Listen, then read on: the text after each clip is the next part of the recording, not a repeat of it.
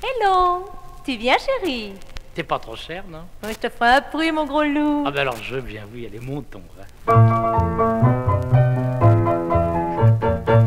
Nous sommes les célibataires ou les maris insatisfaits qui pour une somme forfaitaire baisons des putes en secret. Hélas, en ce siècle affairiste, le cul n'a plus de probité. Ces dames sont opportunistes, plus de respect pour le Miché. Je te ferai des trucs chouettes, nous disent-elles. Viens chérie, je vais te gâter. Mets ta botte et tes bretelles, qu'elles commencent à te taper. Appelez les pauvres michetons qui n'en ont pas pour leur pognon. Appelez les pauvres michetons que les putes prennent pour des cons. Elles vous déboutonnent la braguette par manière de civilité et vous tripatouillant coquette vous disent que t'es bien monté. On a convenu de 3000 balles pour faire l'amour, mais si tu veux, pour 5000 chéris, je peux des balles et je te fais des trucs très vicieux. Puis elles ajoutent en sorceleuse, je suis la seule dans le quartier qui prenne les bons de la semeuse et qui en prime face à un pompier. Appelez les pauvres michetons qui n'en ont pas pour leur pognon. Appelez les pauvres michetons que les putes prennent pour des cons. Tiens, pour 1000 balles, parole de pute, je te ferai aussi le coup du lézard, ensorcelé, puis le coup de la flûte, enchanté sur l'air de Mozart. J'ai les plus belles fesses de Pigalle, tu pourras même en abuser. Si tu te fends de 1500 balles, tu aluniras en beauté. Devant autant de réjouissance, en perspective le Miché, avec un peu de réticence, lâche tout de même la comté. Appelez les pauvres michetons qui n'en ont pas pour leur pognon. Appelez les pauvres michetons que les putes prennent pour des cons. Hélas, fin de belles promesses, quand elles ont empoché le pognon, elles sont avares de leurs fesses et bâclent le pauvre micheton. Une branlette symbolique, un pompier tout juste esquissé, un coup de rein presque pudique, et allez donc vous rhabiller.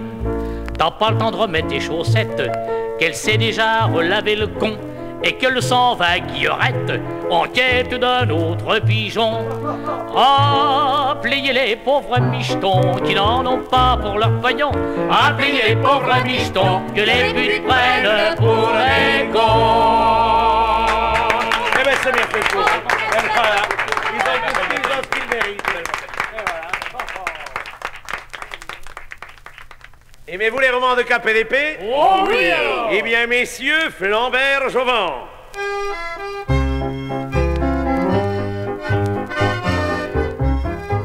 À quoi bon faire des complexes?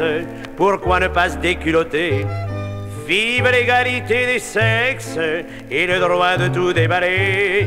Nous les hommes on se reste la rétine en reluquant cuisses et nichons. Alors pourquoi que les titines n'auraient pas le droit de voir nos roustons? Pourquoi donc flanquer tout le bazar au plus profond de nos falzars? Allez, librement, les couilles à l'air, les poils volants, ce serait truc rêvé pour que les femmes soient vite renseignées. Surtout que le mal a l'avantage de faire comprendre qu'il a un penchant en exécutant sans embâche le plus joli des redressements. Mais ce bon mouvement, mon Dieu que c'est bête, passe souvent inaperçu. Car péter ses boutons de braguette, c'est pas donné au premier venu. Alors que si l'on était à poil, on pourrait viser les étoiles. Allez, librement, les couilles à l'air, les poils volants, en toute liberté, point étiré, sans s'en débander. Si les femmes voyaient à l'air libre plein de coquettes se redresser, afin de comparer les calibres, on verrait leurs mains s'agiter, comme marcher les mignonnettes pourraient tâter, peser, palper, caresser ça comme des courgettes pour choisir sans se faire voler. Elle pourrait dire leur ingénue, j'aimerais mieux la pointure au-dessus. Allez, librement, les couilles à l'air, les poils volants, ça ferait sans erreur le vrai bonheur de la même sœur.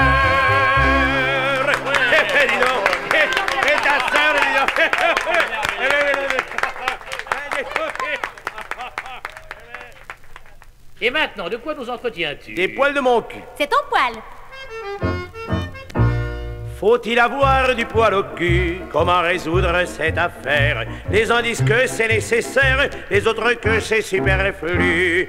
Dans ce débat contradictoire, où rien encore n'est résolu, la Bible, la fable, l'histoire vont nous parler des poils du cul. La Bible, la fable et l'histoire vont nous parler des poils du cul. Adam sans doute était velu, car cet insecte parasite qui sur nos couilles fait son gîte par un froid vif et morfondu. Ordieux qui donne à la pâture, à l'oiseau faible et peu vêtu, au morpillon pour couverture, donne les poils de notre cul. Au morpillon pour couverture, donne les poils de notre cul. Ce fut David sans poil au cul, qui armé d'une simple fronde, mais d'une main que Dieu seconde, tua Goliath au cul velu. Ceci nous prouve bien, je pense, que tout homme bien résolu doit compter sur la providence, plus que sur les poils de son cul. Doit compter sur la providence, plus que sur les poils de son cul. Samson qui certes était velu, a vu par une main traîtresse, avec le poil noir de sa fesse, tomber sa force et sa vertu. Sous les ciseaux qui le dépeuplent, quand le poil tombe, tout est foutu. C'est ainsi que le sort des peuples tient dit la Bible au poil du cul. C'est ainsi que le sort des peuples tient dit la Bible au poil du cul. Faut-il avoir du poil au cul? Disait Hercule au pied d'Omphale. Et que t'importe ma vestale, un rouston plus ou moins velu. Et tout en découvrant ses couilles de poils lustrés, noirs et touffus, il enroula sur sa quenouille sans des chevaux de poil du cul. Il enroula sur sa quenouille sans des chevaux de poil du cul. Faut-il avoir du poil au cul? Disait Thésée aux Amazones, après qu'en ça de ces personnes, sa pile au cul il foutu. Pendant encore à la dernière, il dit ma belle, qu'en penses-tu? Créneau de Zeus, dit la guerrière, il faut avoir du poil au cul. Créneau de Zeus, dit la guerrière, il faut avoir du poil au cul. Au temps de nos rois chevelus et de l'antique loi salique, c'était un titre honorifique que de porter du poil au cul. Mais notre siècle égalitaire a réformé tous ces abus, et maintenant le prolétaire peut se payer du poil au cul. Et maintenant le prolétaire peut se payer du poil au cul. Faut-il avoir du poil au cul? Vous connaissez tous la pucelle, et certes ce fut bien par elle que les Anglais furent vaincus. À la vue de son oriflamme, tous les Anglais au cul velu ont foutu le camp devant une femme qui n'avait pas de poil au cul. On foutu le camp devant une femme qui n'avait pas de poil au cul. Faut-il avoir du poil au cul? Disait au pied des pyramides, à ces grenadiers intrépides, un général des plus connus. Jamais français dans la bataille, fut-il vainqueur, fut-il vaincu, à l'ennemi sous la mitraille, n'a montré les poils de son cul. À l'ennemi sous la mitraille, n'a montré les poils de son cul. Faut-il avoir du poil au cul?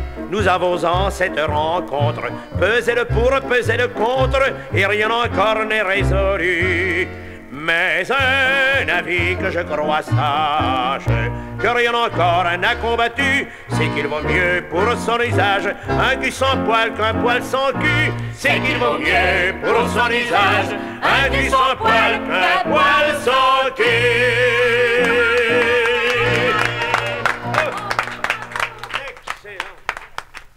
Alors bon, c'est raconter le même truc. Oh là, écoutez mes amis, oh là là, écoutez, je vais vous raconter ce qui m'est arrivé à la surboom du sous-préfet. Surboom démocratique, mes amis. Notre sous-préfet, pour célébrer le centenaire de la République, donnait une fête à tout casser sur boom démocratique. Il y avait du caviar, du jambon, la farine d'ondelle, la farine d'ondon, du champagne et de la fesse aussi, biribiri, raboli, barbarie, mon ami. À la surboom du sous-préfet, et nom de Dieu, ce que ça chauffait. Après m'avoir rincé le gosier, bien rempli la panse, je me dis, Popol, faut t'amuser, à toi de faire bombance. On va se lever une margoton, la farine d'ondelle, la farine d'ondon, pour danser le rock et tout le fourbi, biribiri, raboli, barbarie, mon ami. À la surboom du sous-préfet, et nom de Dieu, ce que ça chauffait. J'embarquais pour bien gigoter une chouette de rombière qui avait une robe si décolletée par devant, par derrière. Elle m'amena dans un petit salon, la farine d'ondelle, la farine d'ondon, en me tenant par le bout du vis, biribiri, raboli, barbarie, mon ami. À la surboom du sous-préfet, nom de Dieu, ce que ça chauffait. Quand au salon on est revenu, c'était un vrai scandale. Tout le monde à poil s'était foutu, une vraie bacchanale. Le sous-préfet se frottait le menton, la farine d'ondelle, la farine d'ondon, au brigadier de gendarmerie, biribiri, raboli, barbarie, mon ami. À la surboom du sous-préfet, nom de Dieu, ce que ça chauffait. La sous-préfète tout éméchée gougnotait la rosière en s'enfonçant un godemiché tout entier dans le derrière. Elle lui suçait le bouton, la farine d'ondelle, la farine d'ondon, lui faisait feuille de rose aussi, biribiri, raboli, barbarie, mon ami. À la surboom du sous-préfet, nom de Dieu, ce que ça chauffait. Dans un coin sur un canapé, notre bon vieux chanoine, avec ardeur se démenait, en se branlant la couane. Il enculait un petit garçon, la farine d'ondelle, la farine d'ondon, son vicaire l'enculait aussi, biribiri, raboli, barbarie, mon ami. À la surboom du sous-préfet, nom de Dieu, ce que ça chauffait. Dans un coin, le vieux général se branlait à la fenêtre en criant, moi je m'en fous pas mal, je suis trop vieux pour naître. Mais j'ai servi dans la Légion la farine d'ondelle, la farine d'ondon, où j'enculais les méharis, biribiri, raboli, barbarie, mon ami. À la surboom du sous-préfet, nom de Dieu, ce que ça chauffait. L'agent de service ayant ôté son froc et sa tunique, en scandant à coups de sifflet se branlait en musique. Il s'enculait sur son bâton la farine d'ondelle, la farine d'ondon, et déchargeait dans son képi, biribiri, raboli, barbarie, mon ami. À la surboom du sous-préfet, nom de Dieu, ce que ça chauffait.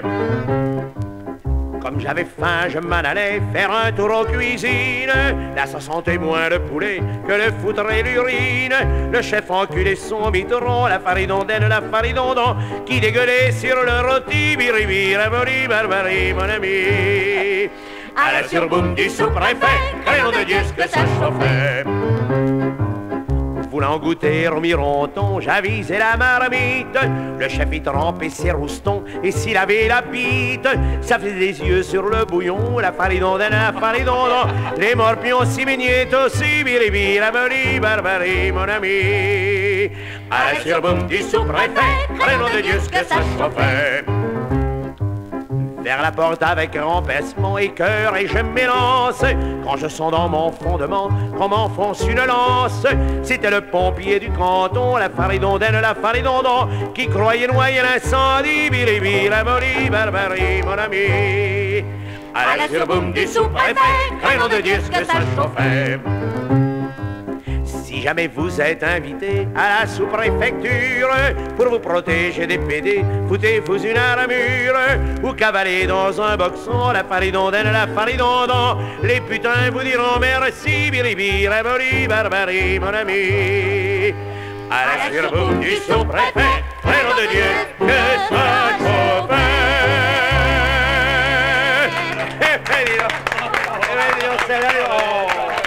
Elle est chouette.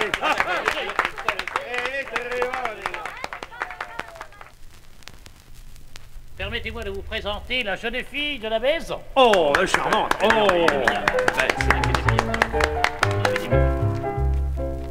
La jeune fille de la maison, la jeune fille de la maison, aimait à jouer du violon, Aimait à jouer du violon. Mais avait le regard fripon, la jeune fille de la maison. Mais avait le regard fripon, la jeune fille de la maison.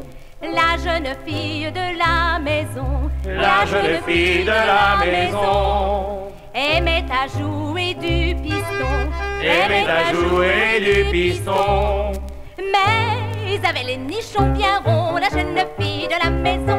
Mais avait les nichons bien ronds, la jeune fille de la maison.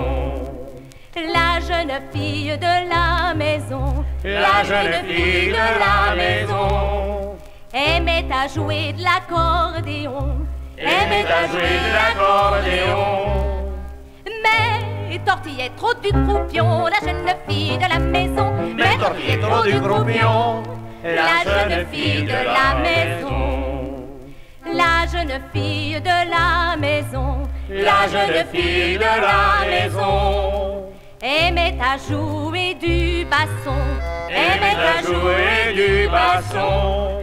Mais elle avait le cul giron, la jeune fille de la maison. Mais elle avait le cul giron, la jeune fille de la maison. La jeune fille de la maison. La jeune fille de la maison aimait à jouer de l'hélicon. Aimait à jouer de l'hélicon. Mais elle avait le con mignon, la jeune fille de la maison. Mais elle avait le con mignon, la jeune fille de la maison. La jeune fille de la maison. La jeune fille de la maison aimait à jouer du clairon. aimait à jouer du clairon. Mais jouait trop du cul du con, la jeune fille de la maison. Mais jouait trop du cul du con, la jeune fille de la maison.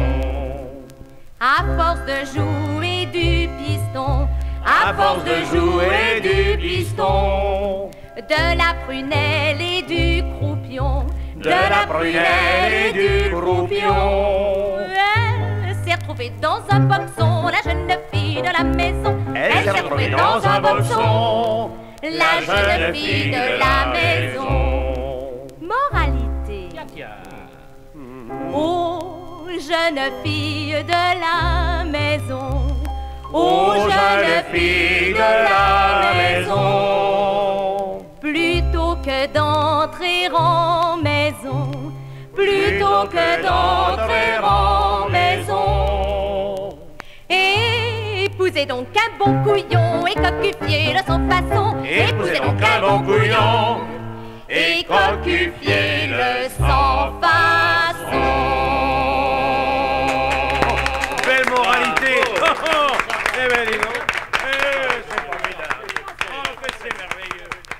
Eh ben, nous allons demander à notre petit ami Rino Tassi de nous chanter une maladie napolitaine, une mélodie napolitaine. Oh, Avec grand plaisir. Maestro, please. Ma chérie, ce soir tu es touriste, tu n'as pas trouvé le bonheur. Pourtant je ne suis pas égoïste et je ne pense qu'à ton cœur. Afin d'épaiser ta tristesse, n'hésite plus, viens dans mes bras, accepte mes douces caresses. Mon bel amour, écoute-moi. Si tu voulais venir t'asseoir sur ma biroute, je t'assure que ça te ferait beaucoup de bien. Je ne vois vraiment pas pourquoi tu la redoutes. Elle est pourtant du grand format qui te convient. Tu en as vu de bien plus grosses sur ta route, et sans effort tu les as prises dans le train. Alors chérie, je ne comprends pas ta déroute. Est-ce la raideur de ma quiquette qui te retient? Pour me la sucer, tu peux te pencher, mais prends garde de ne pas me l'écorcher. Viens me la titiller, ça me fraguerait, et alors je pourrais l'enfiler. Je te distillerai mon amour goutte à goutte, auprès de ça la sécotine n'est plus rien. Si tu voulais venir t'asseoir sur ma biroute, tu n'en voudrais jamais plus d'autre, croire bien. Je sais que la queue d'un légionnaire t'a envoyé à l'hôpital, il t'a défoncé l'arrière. Je me rends compte que ça doit faire mal. Avec moi ne crains pas de supplice, tu peux venir les yeux fermés. L'essentiel c'est que tu ouvres les cuisses et que tu aies la mimine mouillée. Tu voudrais venir s'asseoir sur ma biroute, je t'assure que ça te ferait beaucoup de bien. Je ne vois vraiment pas pourquoi tu la redoutes, elle est pourtant du grand format qui te convient. Tu en as vu de bien plus grosses sur ta route, et sans effort tu les as prises dans le train. Alors chérie, je ne comprends pas ta déroute, est-ce la raideur de ma quiquette qui te retient? Pour me la sucer, tu peux te pencher, mais prends garde de ne pas me l'écorcher. Viens me la titiller, ça me fera goder, et alors je pourrais l'enfiler. Je te distillerai mon amour goutte à goutte, auprès de ça la sécotine n'est plus rien. Si tu voulais venir t'asseoir sur ma biroute, tu n'en voudrais jamais plus d'autre, croire bien. Je te distillerai mon amour goutte à goutte, au monde tu ne trouveras rien de meilleur. Si tu voulais venir t'asseoir sur ma biroute, tu serais attaché par le nœud du bonheur.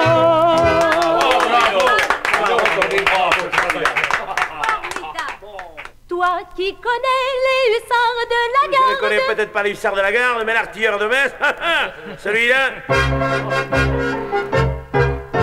Quand l'artilleur de Metz arrive en garnison, toutes les femmes de Metz se foutent le doigt dans le con pour préparer le chemin à l'artilleur Rupin qui leur foutra demain sa bine dans le vagin. Artilleur, mes chers frères, à sa santé du bon saveur, et répétons ce gai refrain. Vive les artilleurs, les femmes et le bon vin. Quand l'artilleur de Metz demande une faveur, toutes les femmes de Metz l'accordent avec ardeur. Et le mari cornard voit l'artilleur chicard baiser également la fille et la maman. Artilleur, mes chers frères, à sa santé du bon saveur, et répétons ce gai refrain. Vive les artilleurs, les femmes et le bon vin. Quand l'artilleur de Metz quitte sa garnison, toutes les femmes de Metz se foutent à leur balcon pour saluer le départ de l'artilleur chicard qui leur a tant foutu sa bine dans le trou du cul. Artilleur, mes chers frères, à sa santé du bon saveur, et répétons ce gai refrain. Vive les artilleurs, les femmes et le bon vin. Vive les artilleurs, les femmes et le bon vin.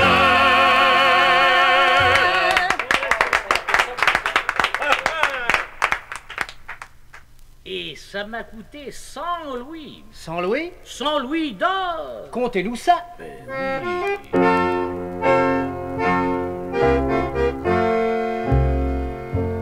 Un jour étant en diligence sur une route entre deux bois, je branlais avec assurance une fillette au frais minois.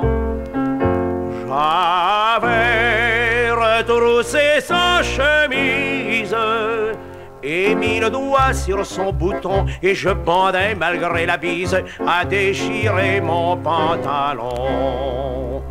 Pour un quart d'heure entre ses cuisses, un prince eût donné un trésor, et moi j'aurais, Dieu me bénisse, j'aurais donné 100 louis d'or.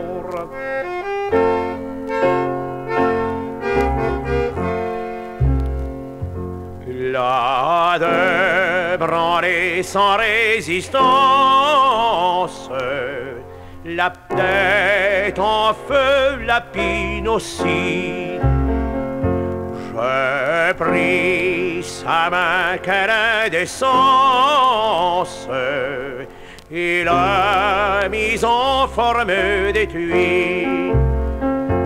Je jouissais à perdre haleine. Je déchargeais quel embarras, sa main, sa robe, elle était pleine, et ça ne me suffisait pas. Sentant rallumer ma fournaise, je lui dis, tiens, fais plus encore, sortons d'ici que je te baise. Je te promets 100 louis d'or.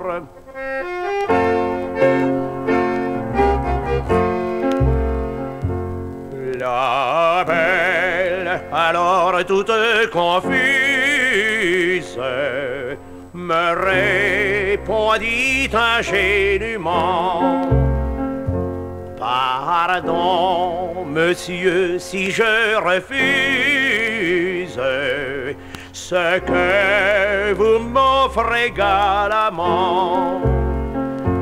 Mais j'ai juré de rester sage pour mon fiancé, mon mari, de conserver mon pucelage. Il ne sera jamais qu'à lui. Tu n'auras pas de ridicule, dis-je, d'arrêter mon essor. Permets au moins que je t'encule. Je te promets 100 louis d'or.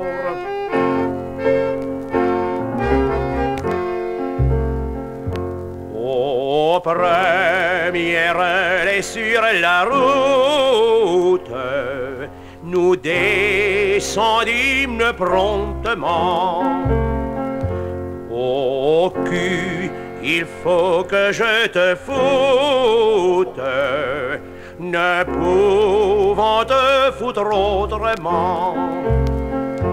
Dans une auberge nous entrâmes, tout situé, bon feu, bon lit, brûlant d'amour, nous nous couchâmes. Je l'enculais toute la nuit, afin de changer de jouissance. Je lui dis, tiens, fais plus encore, livre ton con et tout d'avance. Je te promets 100 louis d'or.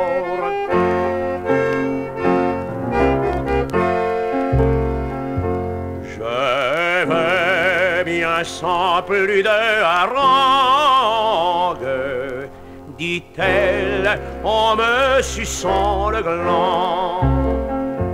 Livrez mon con à votre langue pour ne pas trahir mon serment. Aussitôt placez tête bêche, comme deux amoureux dans le lit, avec ardeur, moi je la lèche, pendant qu'elle me suçait le vie. Mais la voyant bientôt pâmer, je puis lui ravir son trésor, et je me dis la pinentrée. Je gagne mes 100 louis d'or.